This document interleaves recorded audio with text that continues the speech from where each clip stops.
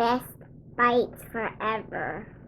Hey, what's up everyone? In this video, you'll learn how to make this mofongo with shrimp. If you're new here, welcome, and don't forget to click on that subscribe button so that you can get more delicious recipes. And if you're already one of my BBFs, what's up? I'm glad that you stopped by, and now let's rock this out. I am starting off here by peeling my plantains. To do that, you just want to cut off each end and then go ahead and make a slit kind of at an angle down the side and pull those peels off. They are going to be a little bit difficult to remove because of how green these plantains are, but when making mofongo, the greener the plantain, the better the mofongo, so do keep that in mind. Go ahead and cut those into segments that are about 1.5 inches or so. They should look something like this, and put those into a bowl of very salty water. We're going to let those sit for 15 minutes, and meanwhile we're going to make our mojo. So I am actually showing a friend how to do this in this video. Right now we have like 12 garlic cloves. You can go 10 to 12 garlic cloves along with about 2 tablespoons of red wine vinegar in the food processor. Just kind of chop that up until it looks like this, and then we're going to add in some oregano. Here today we are using fresh oregano, so I'm using 2 nice-sized sprigs. If you're using a dried oregano, that's fine too. You want to use about a teaspoon to a teaspoon and a half of dry, of course, to your own taste. We have also added in about 2 teaspoons of salt, and we're adding in about 3/4 of a cup of olive oil. Go ahead and mix that together. Again, you can also do this by hand if you want, but it is much easier in a little food processor. That oil should come together with the vinegar and make one nice sauce. So if you look on the top of this, it's looking a little bit oily. So that's kind of letting me know that there's a possibility the sauce is going to separate, and I don't really want that. So I'm going to go ahead and add a little bit more red wine vinegar, maybe another tablespoon, and then a little bit more olive oil, probably about 1/4 of a cup, which is also going to give us some extra sauce, and that is never a bad thing, right? We went ahead and mixed that up. And now we're ready to put it to use. So here I have a gallon baggie, and I'm going to put 4 or 5 scoops of that into the baggie. This is going to act as a marinade for the shrimp. So here I have about a pound of frozen shrimp, which are mostly thawed out. I'm going to go ahead and seal those into the baggie, removing as much air as I possibly can. And then I just want to move them around a little bit so everybody gets coated in that nice marinade that we have going on. I'm going to put these into the fridge while I go ahead and start on my beautiful plantains. So I'm just going to put 1 test plantain in here to make sure that I have my oil at the right temperature. Meanwhile, I want to take all of those other ones out, put them onto a sheet pan lined with paper towels, and dry them off very well. You do not want to put wet plantains into the oil. It will spatter and you will get burned. So make sure to dry those plantains off really well.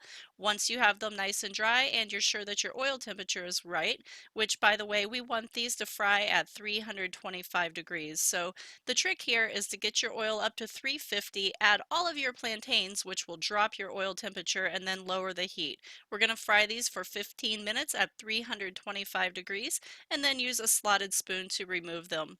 I am putting mine onto a plate lined with paper towels. I have my spoon here, which has the little holes in the bottom, which allows the oil to drain as I take them out. While my second batch of plantains is frying, I'm going to go ahead and cook up the shrimp. Simply cook them on each side. Now, tonight I have decided to go ahead and make a sauce. This is not traditional, but it is absolutely delicious and I highly recommend it. To make the sauce, I have added about 1/2 of a cup of white wine into my pan that I cooked my shrimp. I'm going to scoop up all of those little brown bits because they are so super full of flavor, and then I'm going to reduce that wine down until I have much less liquid and it looks something like this. Once I get there, I'm going to go ahead and turn the heat off completely, but leave it on the stove and add in 1 stick of butter. You're going to want to stir that butter until it is completely melted. Don't walk away from it. Don't stop stirring because your sauce will separate if you do that. Also, again, I just want to remind you, keep the heat off at this point. No heat once the butter's in the pan.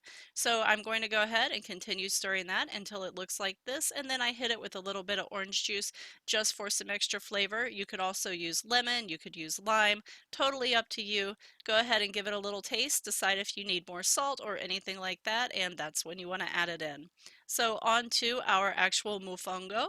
I have my pilon here, my mortar and pestle, and I went ahead and put a couple of plantains down in there, along with that lovely marinade sauce that we made, and I am just going to start mashing this. If you have never made mofongo before, please stop and taste as you go because you want to make sure that you're not adding too much oil, but also that you're adding enough of the oil. If you don't add enough, your mofongo is going to be dry, and if you add too much, it's going to be oily. Of course, if you hit that perfect spot right in the middle, it is going to be creamy and delicious. So just taste as you go. If you need to, like I said, if you've never done it, go ahead and just add them in, add a little bit of the oil, mash, mash, mash until you have what is a serving. So for me, I usually do 1 plantain per adult when I'm cooking and a half of a plantain per child. Once you have your little mixture all mashed up, it's time to plate up. I am using a portion scoop. You could use an ice cream scoop. You can use a ramekin, a bowl, whatever it is that you happen to have convenient to make the little shapes. Go ahead and decorate it with the shrimp. You can put more of the mojo on top, but we made that white wine butter sauce. So of course I'm going to go ahead and use that to put it on top. And this is ready to serve. Hey, if you haven't subscribed already, go ahead and click on that subscribe button right now. Thank you so much for watching and happy cooking, everyone. BestBitesForever.com